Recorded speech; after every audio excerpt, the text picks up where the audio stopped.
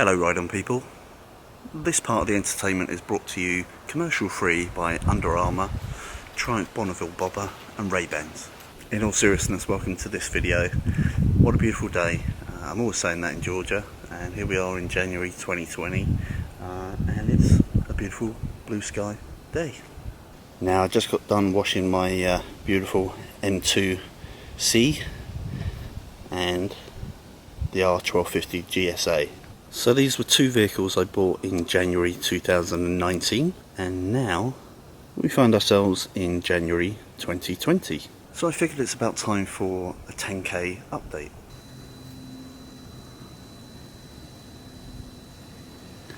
So the bike has now done 10,019 miles. So what's been good, bad and indifferent, and what changes have I made to the bike to make it even more practical to use?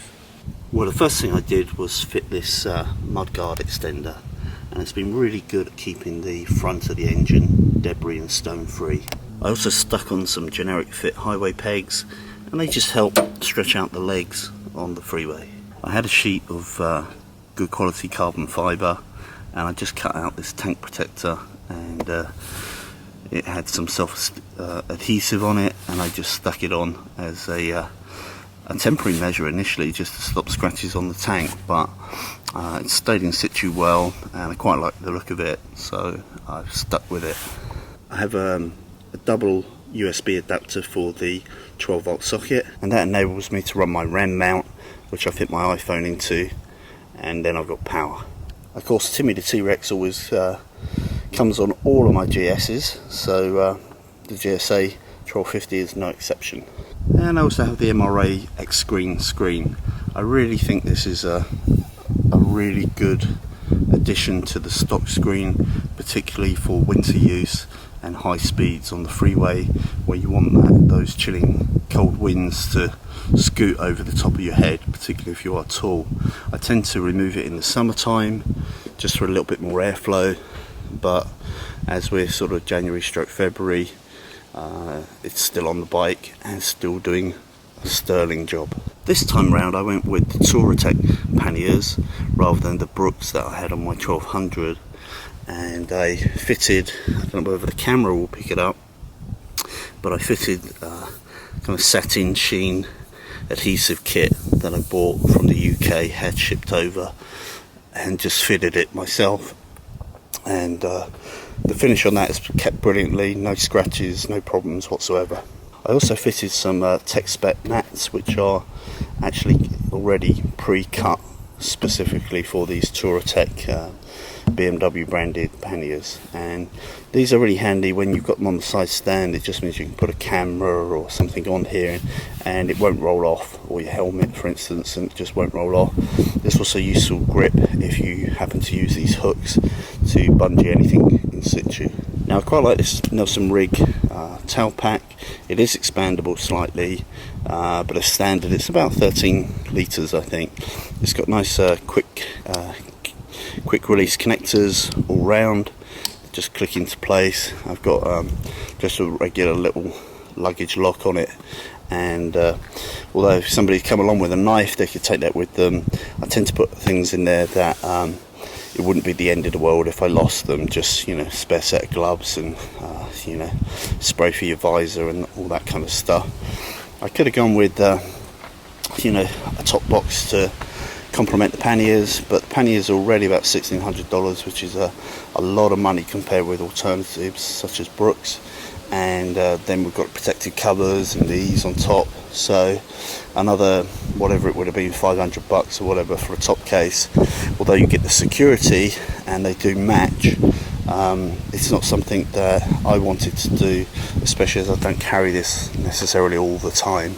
Now I put a little carbon fibre surround on the number plate, just a little cosmetic there, and I went with the Touratech Airflow comfort seat for the GSA. Other than that, the bike is standard spec with the beautiful speckly gold wheels, this lovely white and blue colour scheme with the kind of silver graphite, silver and red and blue graphics, and a year down the line I still love the look of it, the white frame, the gold wheels, the overall colour scheme, This blue colour is beautiful and pops in the Georgia sunshine, and I do love the bike.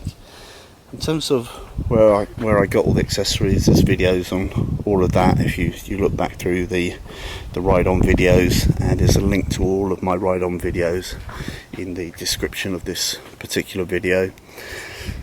So accessories wise, what would I recommend? If you've got deep pockets, the BMW Panniers are worth the money. If you're more on a budget and you've really stretched to buy the bike to begin with, buy some good alternatives such as Brooks. Highway pegs, they're not in the most ideal position. I generally rest my boots with the back of my heel on them, rather than flat foot, which doesn't feel particularly natural, but it does help you stretch your knee and tendons out on a long journey, which is sometimes really nice to do. One other thing I didn't mention was I also fitted some risers, and these lift the bars about an inch and back about an inch, and I would say that was really well worthwhile, particularly if you've got to run some gravel roads or fire trails and you want to stand up to give the suspension an easier time. So things that are standard that I quite like that they did on this bike was the shield there for the centre stand, which helps protect the rear shock.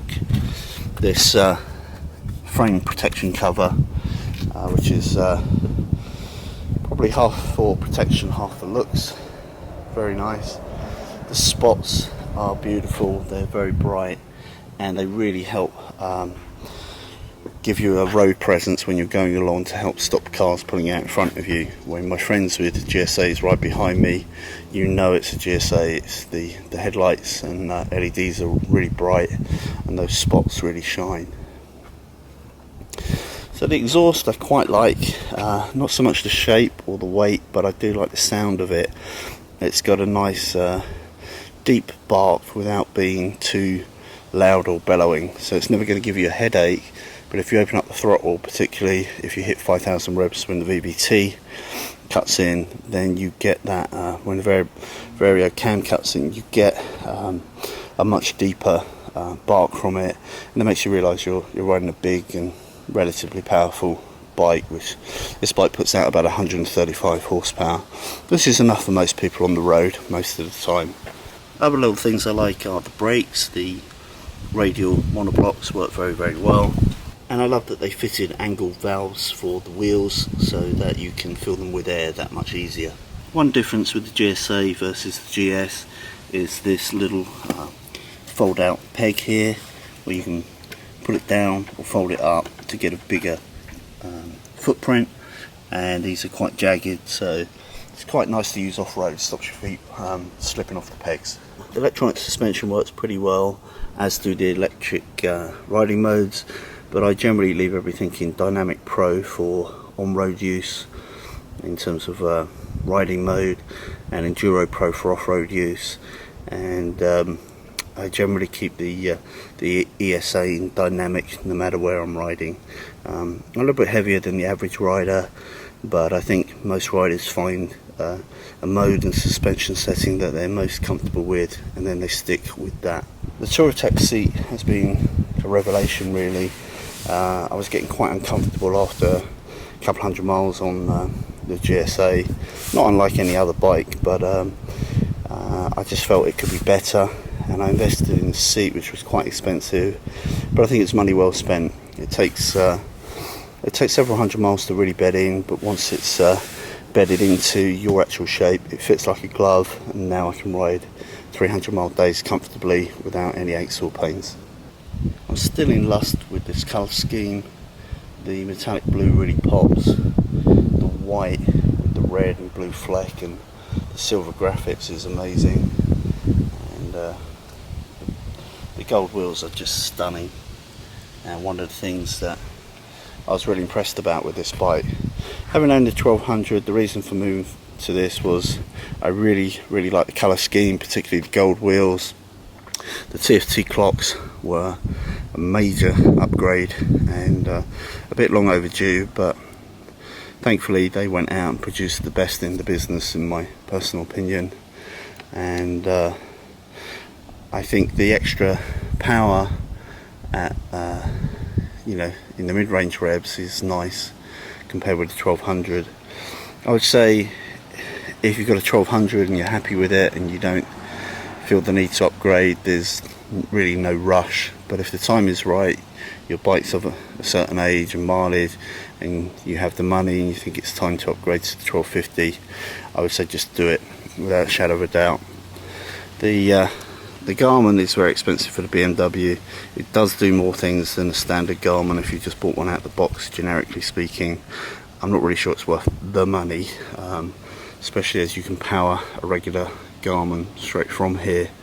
But I think a Garmin GPS is definitely worth the money. As to whether it's worth paying extra for the BMW version, not for me personally, but I have it, and like the Panniers, I'm not sure they're really worth the money, but I have them, and both of them work brilliantly. Both of them are extremely well made and make your life easier. So they kind of complete what is already universally the most complete bike ever made, really. And never say never. I don't have a great track record when it comes to keeping bikes. I've had about 35, but this one really does feel like, you know, what on earth are you going to replace it with? I mean, what can they do next? And so for that reason, I think it'll probably stay in my stable forever. So there we have it. That's my 2019 R1250 GS Adventure. I love everything about it. It's perfect for me for the typical long rides I do with my ride-on crew on most weeks, and I can't really see there being anything coming out adding any more features that would add any more value for me specifically. So I hope in all sincerity that I'll be giving you a 100,000 mile update on this bike one day. Until then, ride often, ride carefully, and ride on. Well, I hope you enjoyed this video. I really appreciate all your feedback and support for the Ride On channel. I hope you're already a Ride On subscriber, but if not, please subscribe straight away. And last but not least, ride often, ride carefully, ride on.